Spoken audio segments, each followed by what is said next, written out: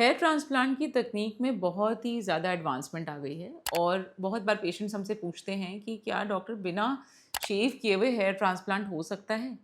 तो मेरा जवाब यही रहता है उनको कि अगर आप किसी छोटे एरिया का हेयर ट्रांसप्लांट कराना चाह रहे हैं तो ये पॉसिबल है, बिल्कुल पॉसिबल है। और हम बिना शेव किए हुए हेयर पिकअप भी कर सकते हैं और हेयर इम्प्लांट भी कर सकते हैं। लेकिन अगर एरिया ज़्यादा है तो ये वर्थ नहीं है। इस वीडियो में हम यही जानेंगे कि अनशेवन हेयर ट्रांसप्लांट क्या है, कौन इसको करवा सकते हैं, क्या इसके रिस्क्स हैं और क्या सक्सेस रेट है अनशेवन हेयर ट्रांसप्लांट का नॉर्मल हेयर ट्रांसप्लांट के कंपैरिजन में। तो अनशेवन हेयर ट्रांसप्लांट एक ऐसी टेक्निक है हेयर ट्रांसप्लांट की जिसमें कि हम शेव नहीं करते हेयर्स को। जनरली अगर हम एक नॉर्मल हेयर ट्रांसप्लांट की बात करते हैं तो उसमें जो प्रोसेस होता है उसमें हेयर शेविंग होती है और हम बैक ऑफ द स्कैल्प से हेयर पिकअप करते हैं और जहाँ पे भी हमें लगाना है हेयर उस पर हम स्लिट्स बनाते हैं और हेयर ट्रांसप्लांट उसमें करते हैं। तो ये एक रेगुलर प्रोसेस है। इसमें जो एडवांटेज है वो क्या है कि हेयर जो है वो ईजिली पिकअप हो जाता है, ट्रांजैक्शन रेट्स कम होते हैं, जहाँ पे हमें लगाना है हम वो प्रॉपर स्पेसिंग के साथ लगा पाते हैं, नीट प्रोसीजर होता है, बाद में जो ब्लड है वो हेयर में एंटैंगल नहीं होता, इन्फेक्शन के रेट्स कम होते हैं, इसलिए हम शेवन हेयर ट्रांसप्लांट प्रेफर करते हैं। तो अनशेवन हेयर ट्रांसप्लांट में बेसिकली जब हम हेयर पिकअप करेंगे तो हमें जो एग्जिस्टिंग हेयर है उसके अराउंड एक हेयर फॉलिकल चूज करके और उसको पंच आउट करना होगा अगर हम एफ कर रहे हैं तो उसमें ये पॉसिबल है कि ट्रांजैक्शन रेट ज़्यादा हो। अगर हम एफ प्रेफर करते हैं तो हम वो पूरे एरिया के जो हेयर हैं वो स्किन के साथ में वो निकाल लेते हैं और जो बाकी एरिया है जो जिसमें कि शेविंग नहीं हुई उसको हम स्टिच कर देते हैं। तो ये एफ ज़्यादा बेटर है अनशेवन हेयर ट्रांसप्लांट में डोनर एरिया के लिए दैन एफ क्योंकि एफ में जो पंचिंग टेक्निक है उसमें बहुत प्रेसिजन चाहिए होता है और ट्रांजैक्शन रेट्स काफ़ी ज़्यादा होते हैं अनशेवन हेयर ट्रांसप्लांट में। तो अगर आप अनशेवन हेयर ट्रांसप्लांट प्लान कर रहे हैं तो बेटर होगा कि आप एफ प्लान करें so that that whole strip can be taken out और आराम से हम स्टिच कर दें, तो पीछे के हेयर्स बिल्कुल शेव करने नहीं पड़ेंगे। जब वो स्ट्रिप टेबल पे पहुंचता है तो उसके बाद हम उसके हेयर्स को हटा देते हैं और हम जो हेयर फॉलिकल्स है उसको अलग अलग कर लेते हैं। कुछ छोटे एरियाज़ में ऐसा भी कर सकते हैं कि हमने जो एफ से पिकअप किया है वो with that whole long hair हम ट्रांसप्लांट करें, लेकिन ये ज़्यादा फ़ायदेमंद नहीं होता क्योंकि वैसे भी हेयर शेडिंग होती है, तो वो जो एक्स्ट्रा लोड है उस ग्राफ्ट पे वो ज़रूरी नहीं है। एंड इनफैक्ट अगर हेयर लॉन्ग रहेंगे आपके ग्राफ्ट में तो क्या होगा कि वो खिंचेंगे और ग्राफ्ट अपनी जगह से निकल सकता है।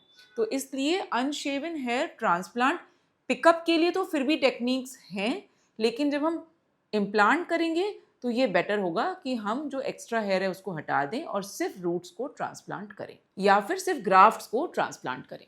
तो ये हो गई डोनर एरिया की बात। अब हम आते हैं कि कौन करवाते हैं इसको या किसको करवाना चाहिए। अगर आप ट्रांसप्लांट कंसिडर कर रहे हैं तो क्या पॉसिबल है कि आप अनशेवन करवा सकते हैं हेयर ट्रांसप्लांट। अगर हम बात कर रहे हैं अनशेवन हेयर ट्रांसप्लांट की तो कौन इसको प्लान कर सकते हैं। If you have baldness around the crown area जिसमें कि हेयर काफ़ी कम है तो आप इस एरिया में शेव ना भी करें तो चलेगा क्योंकि वो एरिया वैसे ही खाली है और फ्रंट के हेयर्स को शेव करने की बिल्कुल ज़रूरत नहीं है।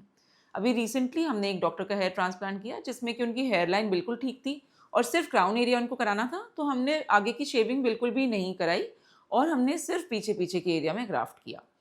एक और पेशेंट है जिनका क्राउन एरिया और हेयर लाइन ट्रांसप्लांट था, तो उसमें भी शेविंग की ज़रूरत नहीं है। हमने क्राउन एरिया पे हेयर ट्रांसप्लांट किया और हेयर लाइन को क्योंकि लोअर करना था सिर्फ 1 सेंटीमीटर के एरिया हमने क्लियर किया और हेयर लाइन कंस्ट्रक्ट कर दी। तो इन केसेस में शेव करने की ज़रूरत नहीं है। डोनर एरिया हम थोड़ा सा ट्रिम करते हैं ताकि उसमें जो पिकअप है वो बेटर हो और यूजुअली पेशेंट्स को बैक में ट्रिम कराने में इतनी प्रॉब्लम नहीं होती जितना कि फ्रंट में ट्रिम कराने में। तो हम एक मिक्स तरीके का अप्रोच भी ले सकते हैं अगर आप पूरे बॉल्ड नहीं होना चाहते हैं तो। लेकिन अगर ये पूरा एरिया है जिसमें कुछ हेयर्स हैं और कुछ एरिया बॉल्ड है तो ये मैं रिकमेंड करूँगी कि आप शेव करवा के करवाएं क्योंकि ईजी होता है हेयर ट्रांसप्लांटेशन करना अगर हमारा एरिया शेवन हो। फिर भी अगर आप नहीं कराना चाहते तो आपको ये समझना होगा कि जब हम स्लिट्स बनाते हैं तो उसमें ब्लड का लीकेज, प्रोटीन का लीकेज ये सब होता है, एग्जिस्टिंग हेयर में वो एंटैंगल हो जाता है और हमारा जो हेयर इम्प्लांटेशन भी है वो भी उतनी डेंसिटी से उतनी नीटली नहीं हो पाता, तो अमाउंट ऑफ ग्राफ्ट हो सकता है आपका कम होगा अगर आप अनशेवन ट्रांसप्लांट कराएंगे तो आपको हो सकता है अपने प्रॉपर ग्राफ्ट काउंट तक पहुंचने के लिए 2 सेशन लगे। ये पॉसिबल है अनशेवन हेयर ट्रांसप्लांट में। बहुत बार कुछ फीमेल्स नहीं कराना चाहती हेड शेव और हम रिकमेंड भी नहीं करते। हम यूजुअली फीमेल्स का जो हेयर ट्रांसप्लांट है अनशेवन करते हैं।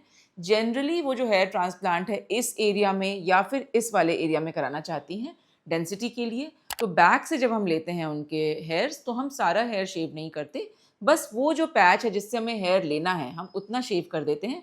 ऊपर नीचे और साइड के बाल वैसे ही लंबे रहते हैं, वो पोनीटेल बना सकती हैं, हेयर्स को खुले छोड़ सकती हैं जिसमें कि डोनर एरिया दिखाई नहीं देता बिल्कुल भी।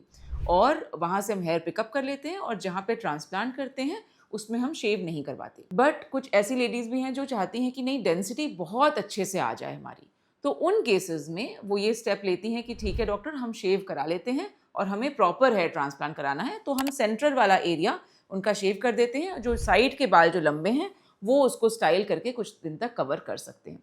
एंड जनरली जो ग्रोथ है जो एग्जिस्टिंग हेयर की है वो तो शुरू हो ही जाती है। बट फीमेल्स में हम ज़्यादा प्रेफर करते हैं कि हम अनशेवन करें rather than males, because males की ग्राफ्ट रिक्वायरमेंट काफ़ी होती है और अनशेवन हेयर ट्रांसप्लांट में चैलेंजेस रियल हैं। So when it may not be worth it, well I would say कि अगर आपका जो बॉल्डिंग एरिया है वो मिक्स्ड है और हेयर्स के अंदर अंदर है, आप चाहते हैं बहुत थिक डेंसिटी आ जाए, तो आपका जो अनशेवन हेयर ट्रांसप्लांट है it may not be worth it in one session. तो इसलिए अगर आपको डेंसिटी की रिक्वायरमेंट बहुत ज़्यादा है और आपके डोनर हेयर्स अच्छे हैं, एरिया काफ़ी ज़्यादा है, तो आप अनशेवन हेयर ट्रांसप्लांट मत ऑप्ट कीजिए। ये आपके लिए बेनिफिशियल है क्योंकि single hair transplant session can give you the result which multiple unshaven hair transplants may not give you. SB trichology channel में हम हेयर रिलेटेड इन्फॉर्मेशन पोस्ट करते हैं।